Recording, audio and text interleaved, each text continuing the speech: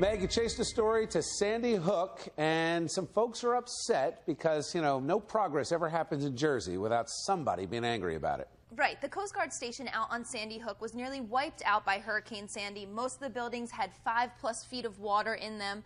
And so now, 2+ years later, they are looking at proposals to rebuild certain buildings within their station. These floorboards don't feel very stable. No, they're not. They're old. The rebuild is getting a lot of pushback from local residents and historians who say the proposals may negatively affect the popular tourism spot. I spoke to Richard King. He's a Middletown resident who says the Coast Guard proposal ignores key historic features of Sandy Hook and that the Coast Guard agency is trying to bypass federal historic preservation regulations. The Coast Guard plans to demolish and replace 3 different building centers with storm-resistant buildings. If you look, we actually painted the water line. Oh. That's not how the water line was in here from the storm. It caused havoc. I met with Officer Brian McCabe, who gave me a tour of the facility as it stands now, pre-demolition. How badly was this? I had 5 feet of water in it. Oh, wow. Damaged the door, damaged all the interior spaces, electrical systems.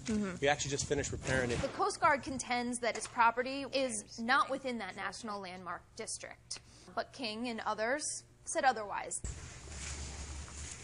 Officer McCabe acknowledges the rich history that Sandy Hook has, but points to the buildings that the Coast Guard plans to demolish. Most of them were built in the 1970s and the 1990s. Some were former barracks where officers lived who were evacuated during Hurricane Sandy and relocated, so they no longer live at that Coast Guard station. King would like to see the Coast Guard refurbish and repurpose already existing buildings. There's a place for preservationists. I don't think this is it. The Coast Guard rescues people off the shore. They do drug busts.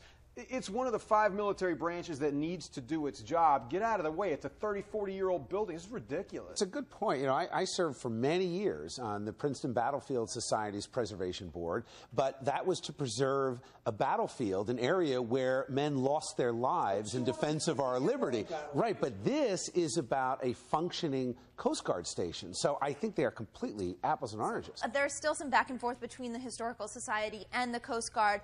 Bids are in for the Coast Guard rebuild, so we'll find out who wins that bid in the next coming weeks. I hear the cost going from here to here, and we're going to have to pay for it.